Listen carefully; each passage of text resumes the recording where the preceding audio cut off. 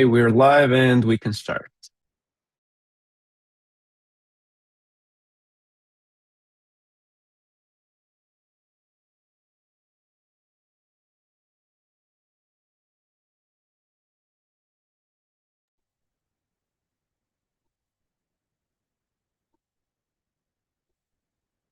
Super. Hello, everyone. Welcome to Meet the Oceanpreneur. Is our second session of our series of webinars. I would like to welcome everyone. Good afternoon. I'm Dimitris Kokinakis. I'm the co-founder and co-CEO of Impact Hub Athens, and it's a pleasure to host you once again today on behalf of PHAROS project. Before we begin, I would like to acknowledge the French Institute in Greece today for supporting our session and live streaming it directly to the participants of the Voice of the Ocean Hackathon that is taking place right now in Athens. So we have like the digital participants, but also we have a group of people that they are hacking ocean problems at the moment that they are following our webinar. To all of you that you are joining us today, a very warm welcome. So I would like to first start with our special guest speaker. So is Eleni Petra. She's the head of innovation unit for women at the Athena Research Center. Athena Research Center is deeply aligned with today's topic. They are combining digital innovation, research and excellence, and citizens' engagement. They also play an important role in the Voice of the Ocean Hackathon that is run together with the French Institute. Eleni, thank you for joining us today. The floor is yours. Thank you all. Thank you, Dimitris, for a very nice and very explanatory introduction. Of course, yes, today we are contributing, and Athena Research Center is one of the main organizers together with the French Institute of this Ocean and AI for 28 hours.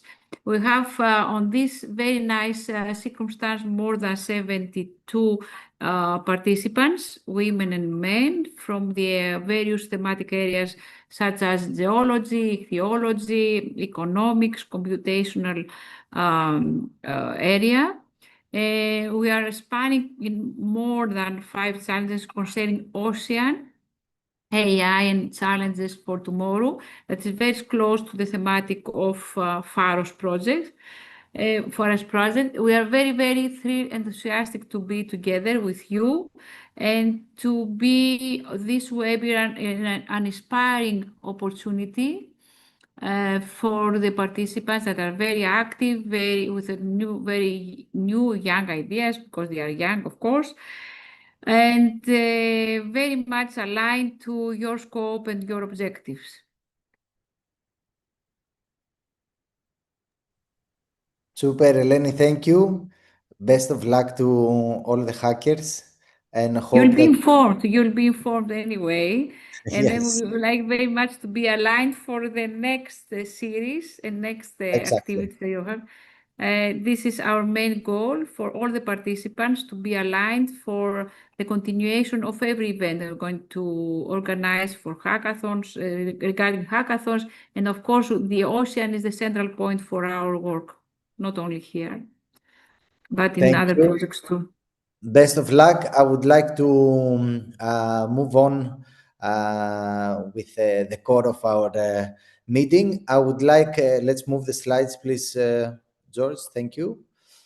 So, like, just to take a moment to reflect on our first webinar that took place last month in October. It started with the state of the ocean economy.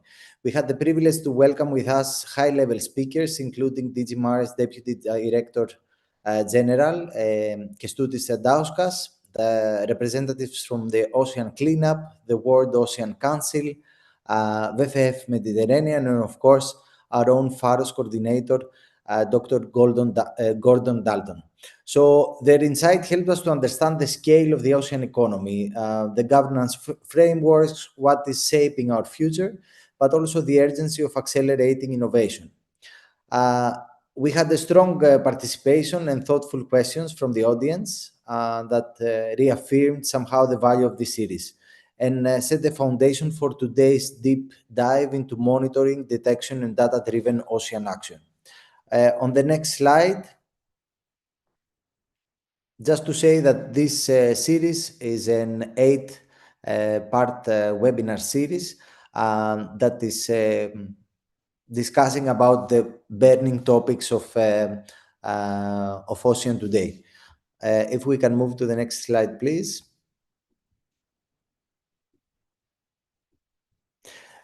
All this, as Eleni also mentioned, will be piled up into an international online hackathon that it will happen in Q2 in 2026, that we bring together all the water allies, all the different organizations, innovations, startups, and solution providers that they can provide solutions for the ocean. Till then, we spark the discussions through these webinars with outstanding individuals and organizations that they do leverage their work in keeping our oceans clean and more healthy. So next slide. This is like the next topics that we are going to host. They are inspired by Remedies project that we'll discuss also today, focusing on monitoring, but also collection, valorization, and prevention of plastic waste. We are talking about blue economy topics like sustainable aquaculture, smart ports, and ecotourism. And we are closing the series of webinars with the Ocean Sustainability Movement in Action, so what we can do forward. Next slide.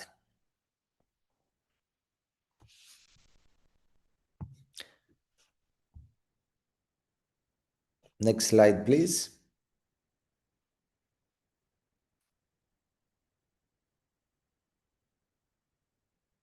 I'll keep going, and I hope that the slides will change as well. So I would like to share some topics about PHAROS. PHAROS is the host of these webinars. Impact Hub Athens is one of the consortium partner of PHAROS. So it's an EU-funded lighthouse project, is led by PLOCAN, and is involving 24 European organizations. It focuses on nature-based solutions for ecosystem restoration in the Atlantic and the Arctic basins, and is supporting the objectives of the EU Mission Ocean. Some of the main pillars that we are focusing on is the Mission Ocean objectives. So we are focusing on marine ecosystems and biodiversity restoration, the prevention and elimination of ocean pollution, and accelerating a circular and carbon neutral blue economy. The three focus areas, let's say, is to be able to reduce the marine ecosystem degradation, decrease the ocean pollution, and address unsustainable exploitation of our oceans. Through restoration actions, MPA expansion, aquaculture innovations, and citizens' engagement, we aim to bridge the mission, piloting, and upscaling phases. Some of the innovations of PHAROS, what we are working on, we are working with smart enhanced reefs. So it's artificial reefs designed with parametric intelligence, so smart systems, eDNA monitoring to detect invasive species in real time, and the digital twin ocean models, so virtual replicas of demo sites using IoT and AI, but also systems that they combine multiple trophic levels to restore ecosystems while generating economic activity. This combination of technological innovation and ecosystem-based approaches is very central to our project PHAROS. We need to move the slides. Maybe you will see now the visuals of what I was describing at the moment. Next slide, please.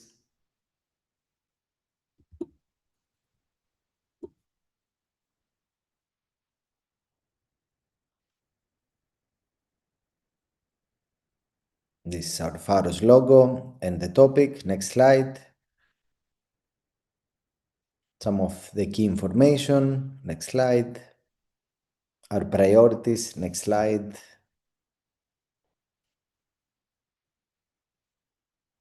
Super. Next slide also. our innovations. Okay, now we are synchronized. Thank you, tech team. So I would like now to move forward with our fire chat.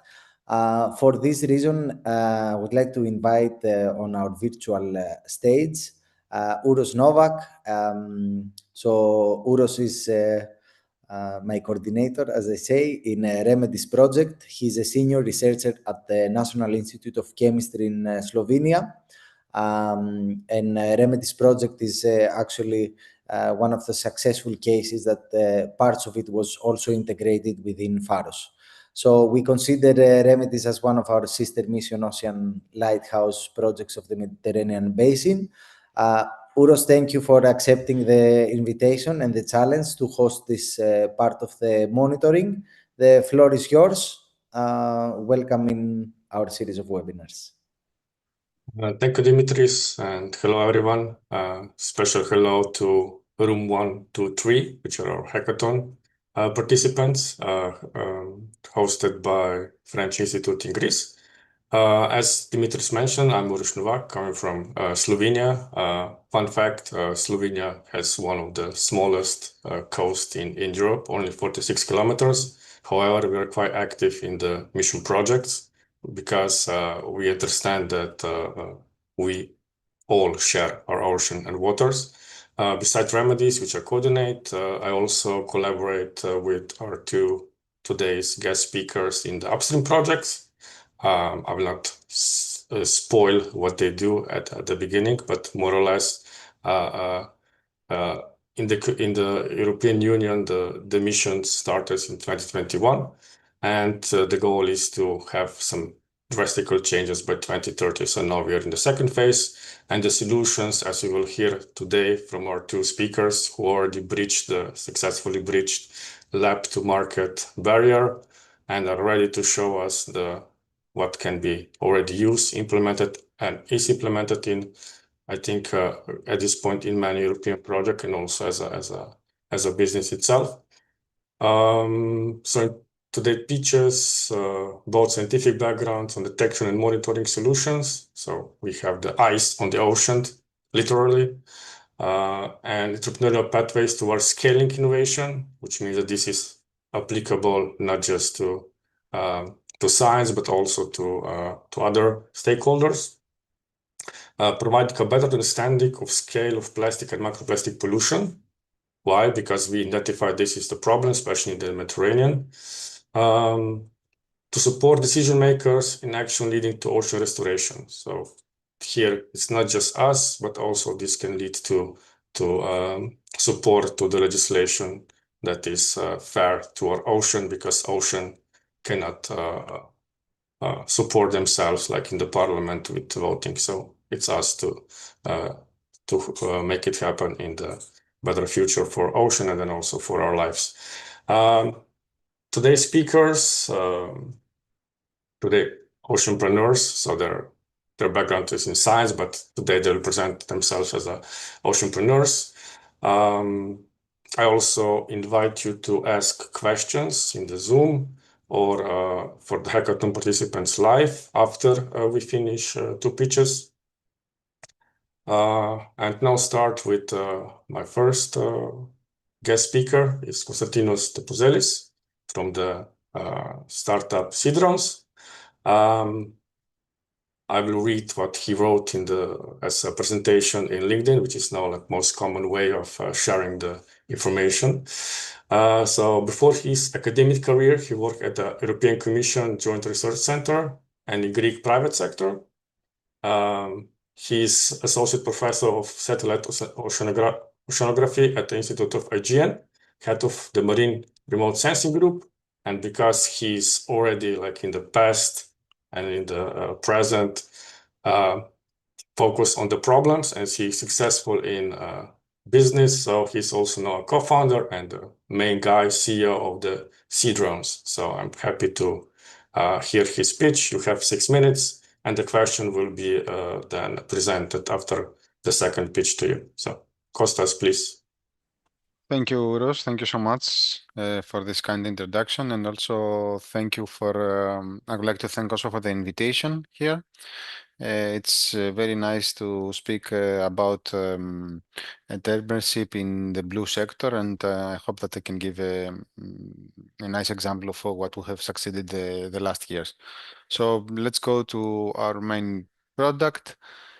So our work, next slide, please. Our work has started long time ago, and through several research efforts, we decided to create a service in order to detect marine litter on the coastline using drones and AI.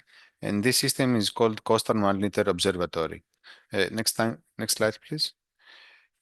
Here in this slide, actually, you have the problem statement. We know that the problem with the plastic pollution on the seas is really huge. We have millions of tons of plastics existing in the oceans, and we have a serious environmental, economic impact, and also we have a problem with regulatory compliance. We can see our plastic now affecting our health, which is really problematic for us, and we need to do some actions against it. And this is why we built the CMLO. Next slide, please. And what exactly it is, CMLO, it's a system that, if we can go to the next slide, please. CMLO, it's a system that uses AI-driven detection. No, I think that we have to go to one back, please. Okay.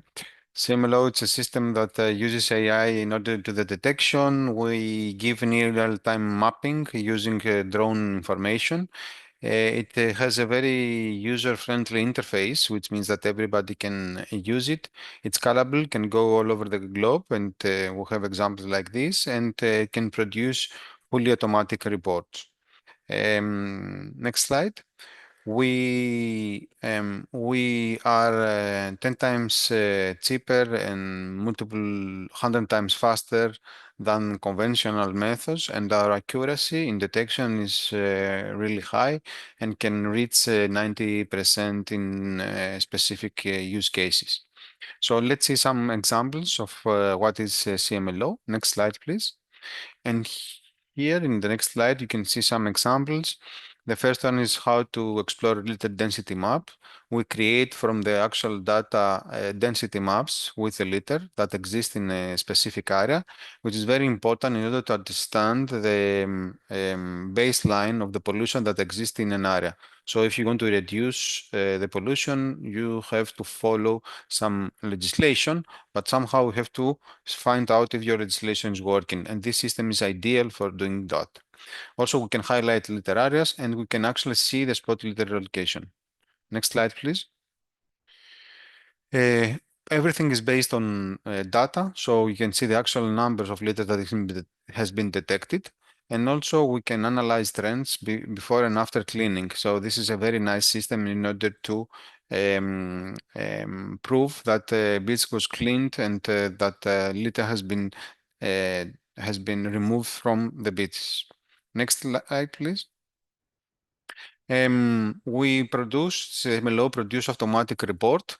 It is a really nice report that can show you all the information from the flight and the pollution that exists. And the litter is categorized in 7 different categories, those that exist in the technical group of marine litter detection at European level and also in several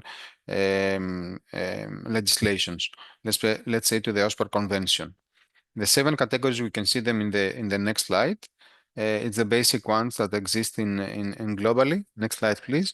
It is plastics, rubber, cloth, paper, wood, and metallic and glass.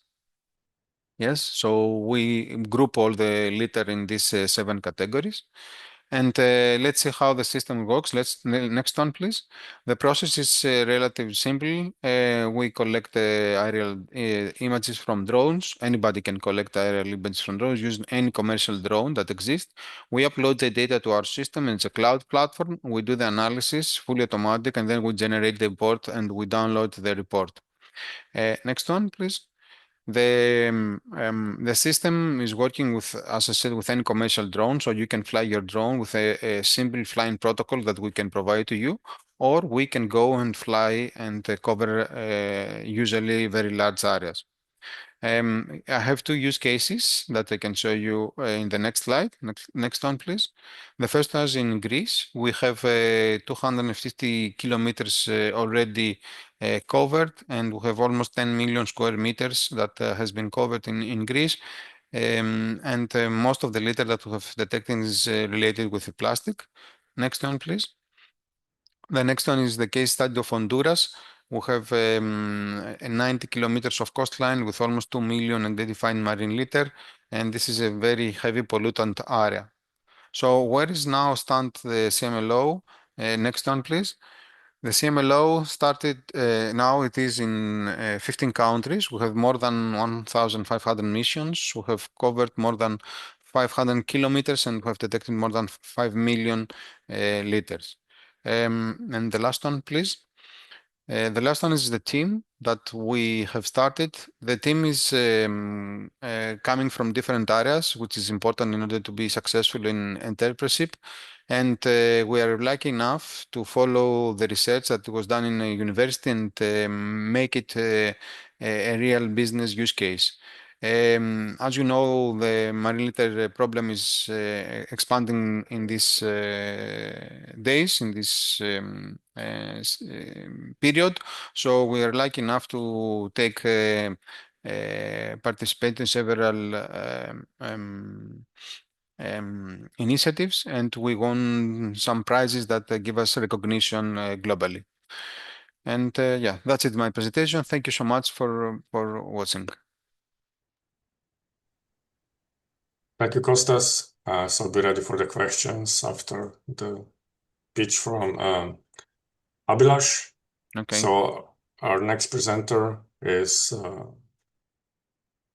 Abhilash Venkateshaya. I hope I pronounced it correctly. He is scientific project manager at Edentech Microfluidics. It's a French company. He's leading the clean tech project, specializing in strategic national and international collaborations to drive innovation, research, and technology advancement. And he successfully secured over 2 million in non-diluting funding. He will present today also a business case, which I hope it's very needed for researchers and also for the policymakers in the future to challenge the plastic, especially microplastic pollution. So Abhilash, the floor is yours. Thank you, Ross, for the introduction. Good afternoon, everyone. I'd also like to thank the organizers for the invitation. I'm glad to be here and speak about one of the technologies that we are developing at Edentech. Can you please change the slide, please? Okay, Edentech is a SME based in Paris, France, and we develop innovative solution for environmental application. And one of those solutions is Scout, an AI-driven microplastic analyzer. Next slide, please. Okay, after World War II, the mass production of plastics began to increase quite a bit. And from the graph, you can clearly see that the production is projected to increase quite a lot in the coming years as well. With that comes the problem of microplastics. Most of you may already know about the microplastics and how they are found everywhere. The image here, like the linear graph, kind of shows the major timeline associated with the microplastics and its first detection in various matrices. I'm sure nowadays you have heard or read in the news that how they are being detected in various human tissues, organs, and fluids as well. Next slide, please.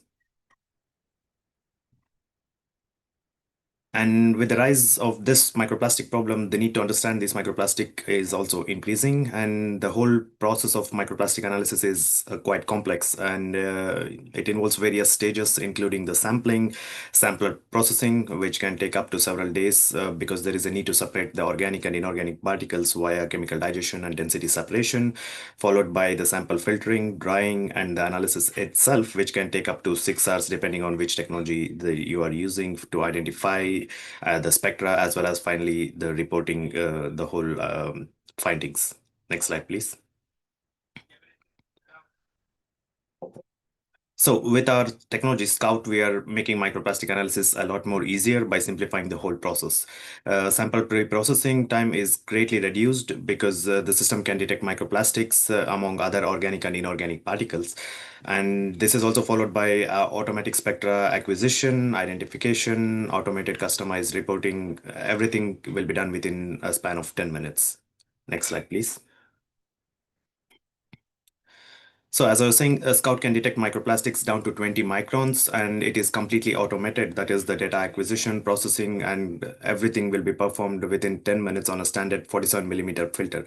How is this important? Because nowadays you can clearly see that the tightening regulation concerning microplastic monitoring in drinking water and the implementation also of the extended producers responsibility regulations, because of Scout, it can be easily operated by anyone because of its easy to use design and making the whole process of microplastic analysis quite easy. It can be adopted by public authorities, industries, and academia as well.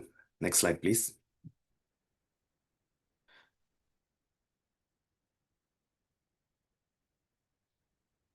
Okay. Scout uses near-infrared spectroscopy for the analysis of microplastics. In general, plastics exhibit unique peaks and troughs around 1600 to 1750 nanometer. And also NIR has certain additional advantages compared to the conventional ones because it has higher penetration depth and it can penetrate deeper into the sample bulk. This gives certain advantages that we can analyze the samples when they are dirty as well as when they're wet in order to skip the drying process and cleaning process as well. And also it can acquire the spectra pretty quickly under 8 milliseconds per particle. Next slide, please. Now coming to the AI part, Scout has two machine learning algorithms that helps in sample analysis. The first one is microplastic vision, and it has three functions. The first one is the identification of the particles itself. As I was saying, it can detect the microplastics among other organic and inorganic particles. So once the filter is filtered and placed under the microscope, the algorithm is trained to identify the microplastics between other particles. The image is passed through different layers and extract features concerning where the particle is, and also differentiate between particles like fragments, fibers, background, and also the background of the filter as well. Depending on what we are analyzing, sometimes the result can also be certain, which will also be highlighted when you get the result as well. Currently, the system has an accuracy of 94% to identify microplastics from the filter. Next slide, please. Yeah, next again. Okay.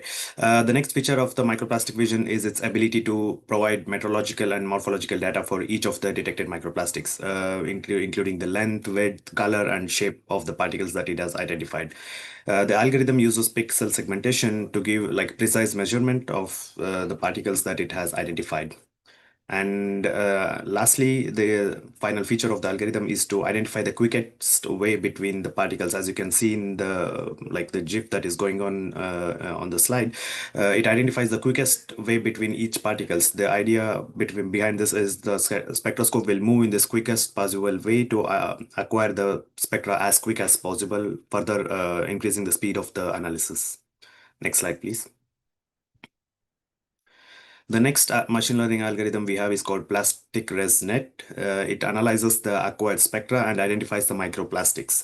Currently, the system is capable of identifying up to 20 different families of plastics at an accuracy of 99.3% and 9%.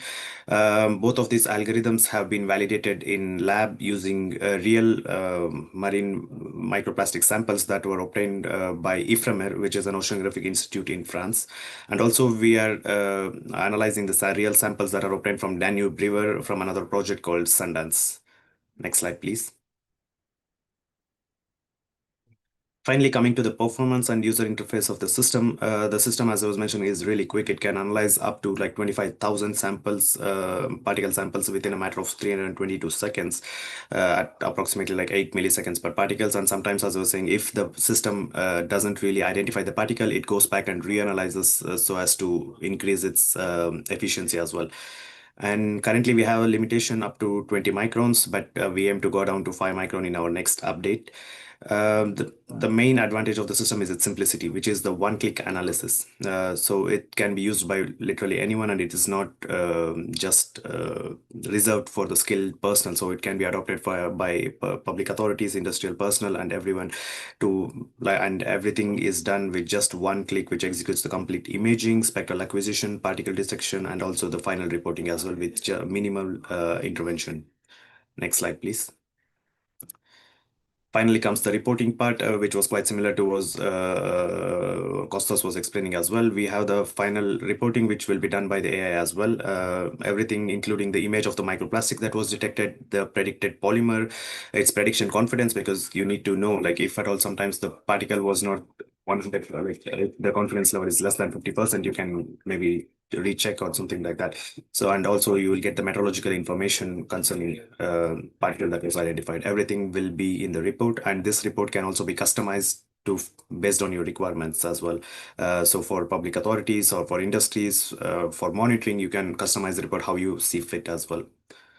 Next slide, please. I think that's the end of my presentation. Yeah, I think that's the last slide. Okay, yeah. Thanks again. If you have any questions, feel free to ask.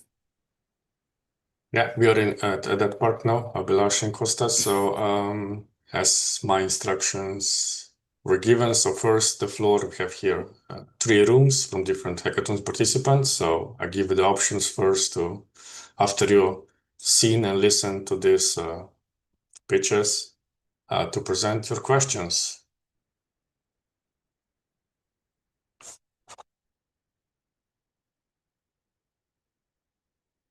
Do we have any?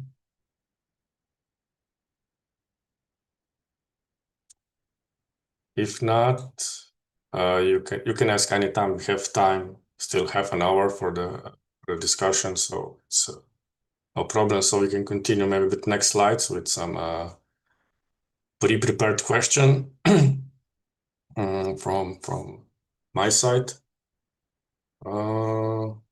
So yeah, the question goes for both of you, and you have up to 2 minutes each to respond. So the first question is related to the science, or in this case more the technical background.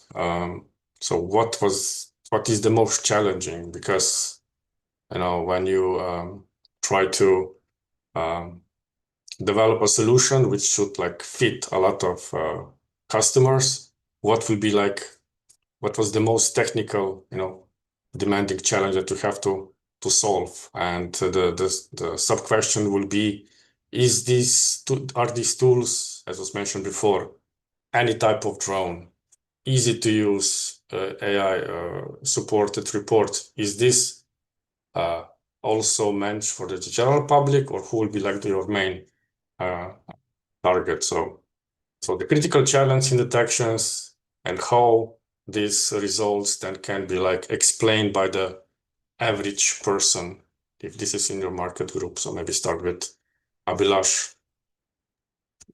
Okay, so one of the main problem that we have with respect to any of the particles that we analyze is the commingled nature. So you have a lot of different particles like plastic, organics, inorganics, and wood, plant, basically everything. So you need to identify the plastics within that. So that creates a lot of issues because, as I was saying, in order to separate these particles, usually they do density separation, wherein you remove all the heavy like the sand, soil, and everything via the density separation, and then you digest these in strong solutions like hydrogen peroxide and sulfuric acid solutions, and then you use whatever is left to analyze the microplastic. This digestion process can take somewhere between 24 to 48 hours.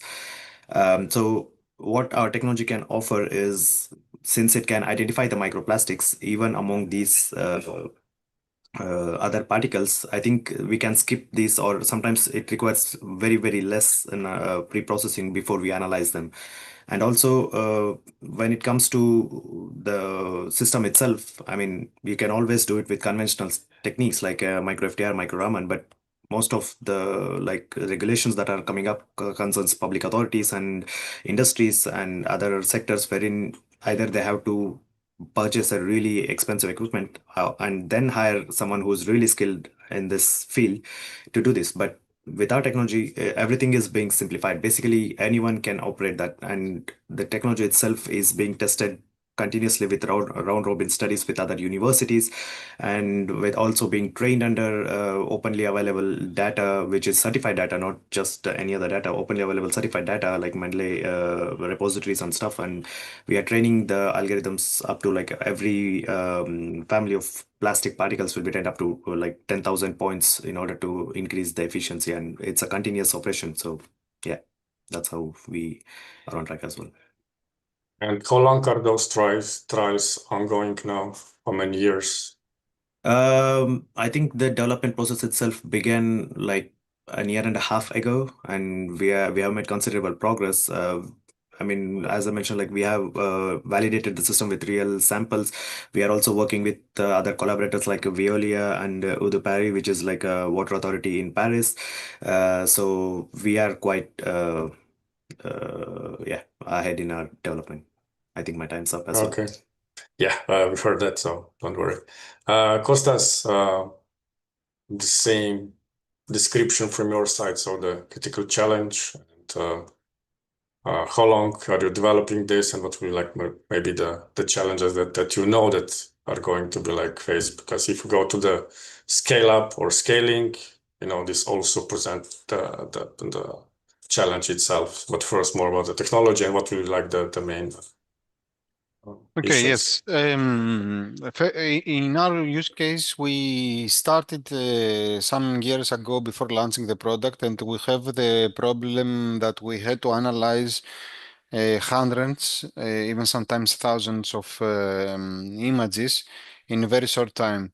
So we were trying to find solutions for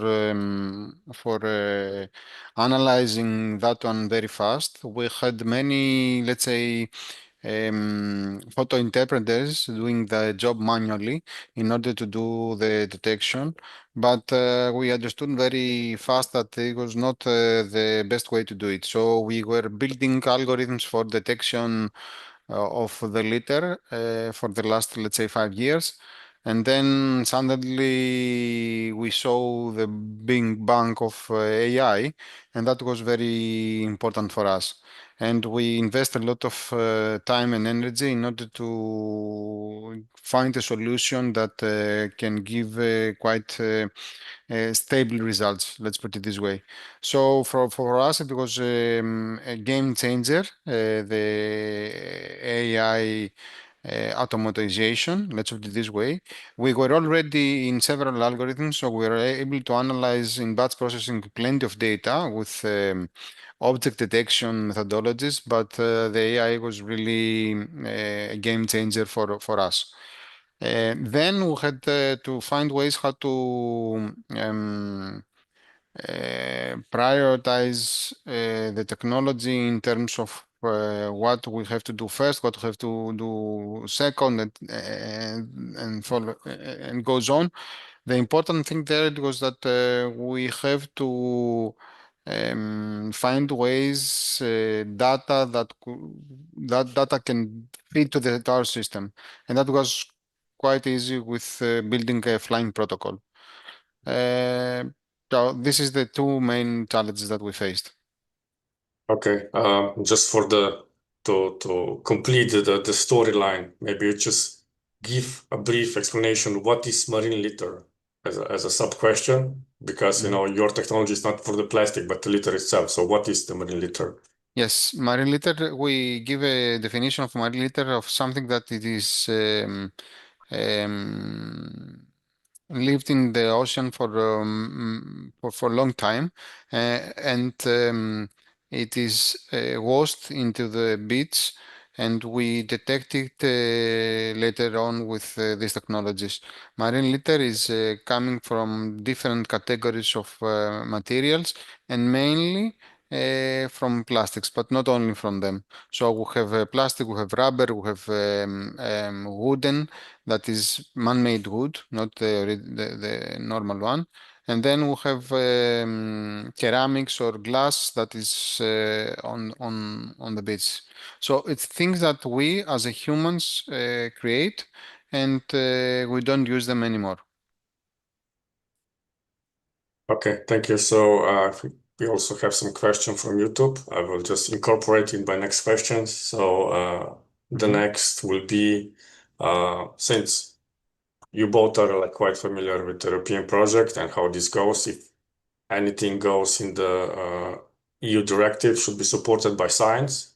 So, and you are like an entrepreneur coming out of the science. So do you think that, especially when you're talking now to the AI-based approaches, what will be the validation? Because everything, you know, in the European Commission, everything should be done by the protocols. You have your own protocols, but are you also searching to this to be like generally recognized as your protocols to be part of the legislation, or this will be like an open to everyone to further collaborate, like maybe Kostas and Abhilash, 1 minute, you know, it's like Okay. what's the way back to science? Or you want to, like, you know, Okay, Abhilash yeah. mentioned the, you know, the connection. Okay, I will start that. We provide information in a European level of the pollution that exists in coastline. And this is very important in order to find out if the legislation is working or not. And for the validation, it is very simple for us. We create 1 by 1 meter, and then we put several different types of litter, and then we see how the algorithm is responding to that. So you have the actual litter that exists, you have a photo of them, and then you compare it with the drone's imagery and the detection of the algorithm. In terms of EU level, we're very happy to give information back and to find out if legislations that the countries have is working in a long period. And this is, I think this is very, very important in order to find out if we are in the right way. Abhilash, and comment. Yeah, so concerning the data itself, I think at this moment we are providing the data as we are still in the developmental stage, and we are working in several EU projects as well. The data, especially with respect to our Scout, we are sharing it as much as possible because the real samples that we are getting is from the project partners itself. So, and we have to analyze, we are analyzing them and then doing the round robin study to validate the analysis as well. And then we, of course, put it in an open access way. But as we move on to more commercialized stages, I don't think we will have the capacity to do that because we sell the product to someone and then it's up to them because they will be the data generator and they will be the one who will be in charge of the data. So I don't know if we will have the capacity to do that later stages. Yeah. Okay. Yeah, that's very straightforward answer, so that's perfect. For the next one, we're going now close to the market and your ways as entrepreneurs.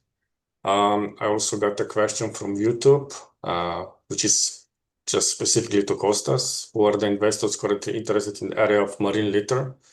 Maybe you can expand this question. You know, is the marine litter have any value, or the value is punishment not to pollute? Or how do you think? How you will consider who will be your customers to go in that regards? Yeah, we have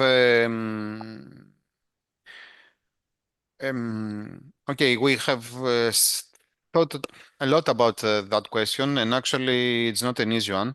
We have several sectors that we have separated from the market. Actually, we have 4 of the sectors. It's the local communities in the governments. Also, is the NGOs. It is the big institutions that they want to have this information, and the cleaning companies. So we have also touristic companies. So we have reached some of the customers and we asked them if they are interested in this service. everybody's happy with this service. Everybody wants this service. Everybody wants to know if the beach is cleaned or not, but they are not willing to pay.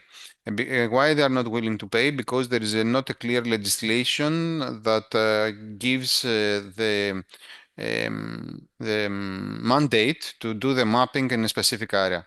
So since there is not a mandate from somebody that is asking for this information, it's not easy to ask the local authorities, let's put it this way, to pay. The market is there because we have some contracts with very large NGOs, very large institutions that they want to do the cleaning. And this is what we're trying to secure right now. But we are very crazy enough, we're very crazy, or we're crazy enough to say that we want to build something that gives back to the community important things. So we're not actually looking for a huge profits right now, but to be in a very sustainable path. And we believe that during the years, we will have the capacity that we need in order to expand this in large area. Ideally, we would like to have this system to be adopted from United Nations for reporting for a specific SDG, SDG 14.1b, which is related with marine litter in global level. Yeah, I also thinking about this question as a coordinator, in multiple projects, and it's at the end of the day, I see here Dimitris, so as a quite active participants in the cleanup and so on. But yeah, it's maybe the way how we are like use your technology, which is like I think both of you are meant for us, and then we can just showcase what is wrong. But at the end of the day, who will pay is the question, which is beyond our points at this point. I think maybe Abhilash, the question that I prepare, what is the biggest lesson, or think lessons will be learned when this will be like applied, but the sources of microplastic. I know that in upstream project you're working on the Danube River. It's like one of the largest river in Europe. How polluted it is, and why do you think that your solution, the Scout, will be like the change maker, and how, if you measure, all this stuff in the water, types of microplastic or the polymer types, the shape and so on, is there any option that it can connect back to the real problem, which is like where this come from? Yeah, so basically, coming to the rivers itself, so what we have noticed, we had deployed one of our other technologies in the river, and we noticed there is a huge issue with microplastics, especially, I mean, you might not see it quite evidently, but whenever there is a traffic, like there is a movement of the boat, the microplastic gets resuspended into the water, and then that is when it gets quite evident. So yeah, the basic idea is monitoring these microplastics will actually, like not only microplastics, even the litter, for example, will actually give you an idea of where they're originating from. As we know, plastics are quite, let's say, stable, and they stay in the environment for long. So the easiest option is to stop them at their source. So even the microplastics, there are a lot of industries that generate a lot of microplastic, textile being the number one. So if we can monitor them and track them to their source, we can stop the pollution at the source itself. And with, as I was saying, with the extended producer responsibility, this is also what kind of helps the industries keep track of their effluents as well. So how much they're releasing, what they're releasing, and how to counteract the release as well. So all of this will help will be helped by our technology and in general microplastic monitoring and analysis. I got another question from the YouTube, which comes well with this one. Would there be any interest in using these two tools at the PHAROS integrated multi-trophic aquaculture? So are we eating the fish or the plastic? So maybe response to that, maybe Abhilash, it's more close to your topic. Yeah, I think that's another market that we were initially focusing on, but it all comes down to what Kostas was mentioning earlier, willingness to pay. Since there are no regulations, no one really wants to pay. Recently, we started gaining some attention and we started gaining some traction with our technology, especially from the regional authorities, with the new regulations about the microplastic monitoring in the drinking water. But without any regulations, no one really wants to do anything. So yeah, we even tried to push it, and we tried contacting wastewater treatment plants and stuff like to push our pitch and to make them realize what the problem. But as long as there is no regulation, no one really wants to pay. So it all comes down to the cost. Yeah, but as a researcher, I can tell you, if you like shorten the process and make our life easier, without man needs and 100 times faster, for example, as for Costas, this really helps also to boosting, from that point of view, the what we can discover and see from the our results. We have a question from room 1. Maybe they can ask like live. Is this an option? Or you want us to read? Room 1 from the hackathon participants here. And it's from Costas, most probably. More. Hello, can you hear me? Yes, we can hear you, please. Okay, so we are from room 1. There's a question. What is a partnership you would like to build by next year?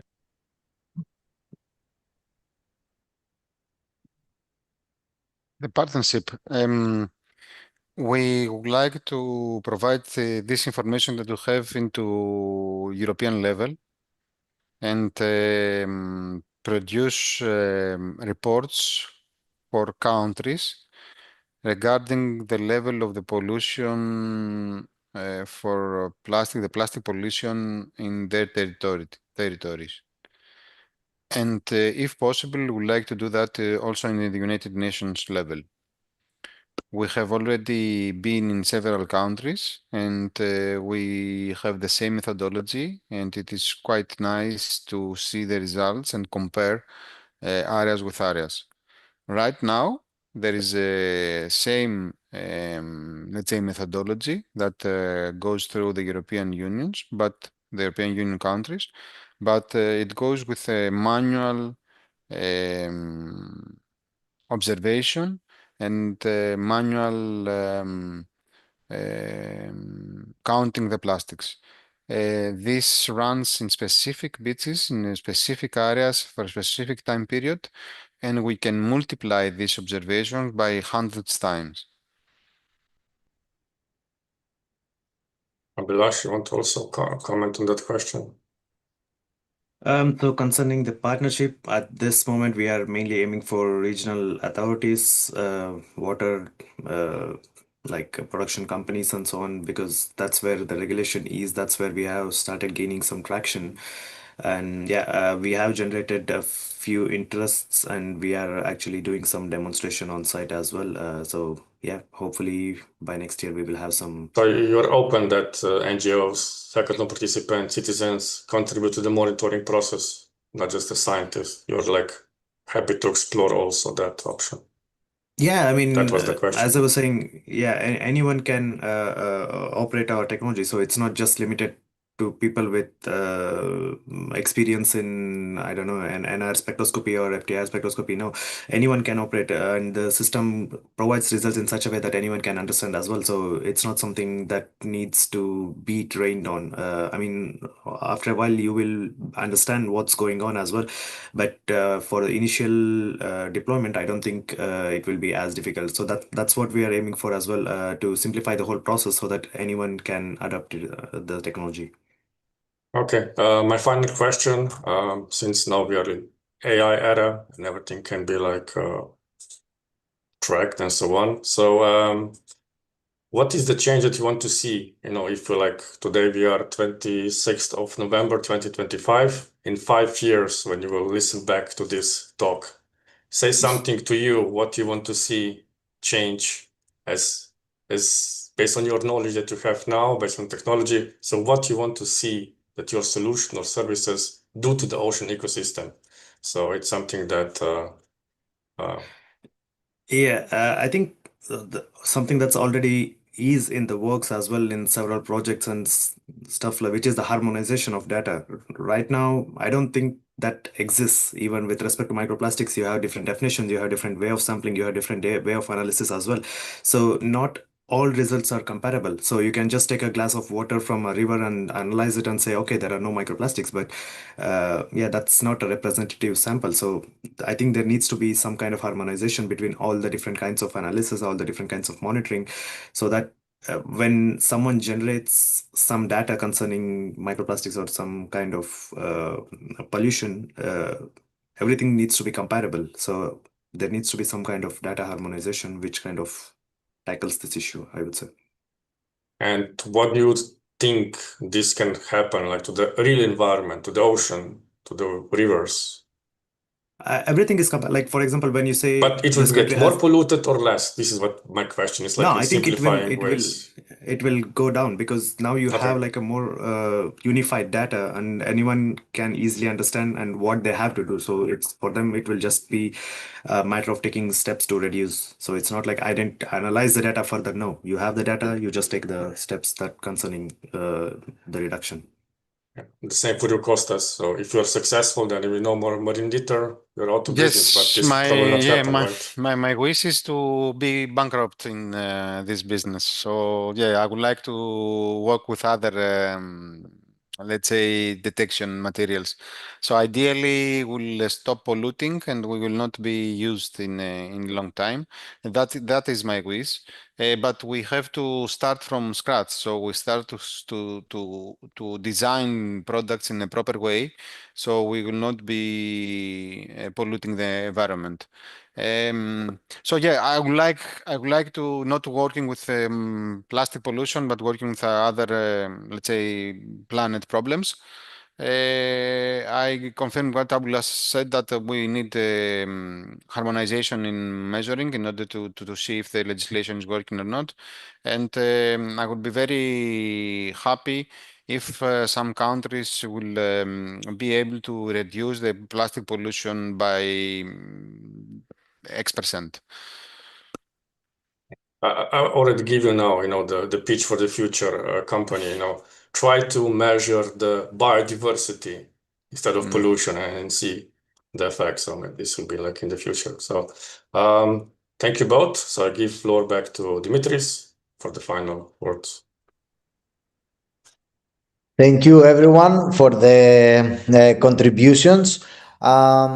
Just to say that this is the three pillars, actually, of the Mission Ocean at the moment. So it's in the middle is the pollution, but we are starting with biodiversity and the blue economy. So the environment, the sea life, and also the people. So our solutions, they are focused on people and planet, and this is important. There was one question that maybe we can tap quickly on the chat from Eleni regarding the accessibility and the openness of the data. At the moment, the data, they are being pulled out of research, usually experts. There is an openness through EBONet, for example, to open up this data to citizens. And I want maybe to take like a 1 minute shot regarding the access of data and how this can be used also from startups, entrepreneurs, or citizens in order to make more informed decisions towards their policymakers in their areas. If I may add, sorry. Yes. Go, Eleni, please. No, I would like to say that biodiversity was also, it is the central point of our discussion, this too, and possibly for tomorrow. And it's going to be one of the solutions coming from the ocean. Maybe a generic solution for the planet. Okay, from our side, I can say that all our data are available. If anybody wants drone imagery in the coastlines, we have millions of images, so we can provide data. If they want to see the results, it's also available in our web page, so everybody can go and see the level of detection.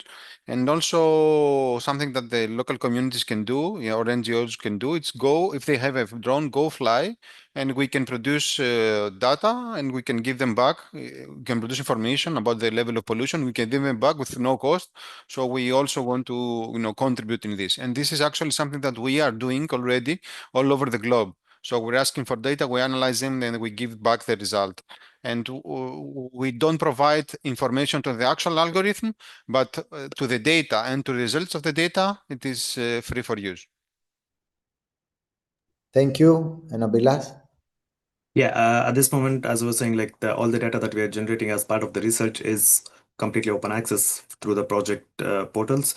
But after we sell the product, I don't think we can do that because it belongs to the person who is operating the equipment. So yeah. Okay, I would like to thank you all, Uros, Kostas, Abila, Eleni, PHAROS project, Mac behind the scenes, Violeta, Yorgos. Like there is a big crew behind this. There are many people who are passionate about the ocean, and we are coming with solutions. We will find the resources. I think this is also part of our role to make this topic more public, amplify our message about healthier oceans, and be able to make a more systemic change. Our invitation is open for our next webinar that will be focusing on collection. So see you soon, and thank you again for contributing to a better ocean. Good luck to everyone. Thank you. Bye bye. Thank you. Bye bye. Bye. Thank you. Bye.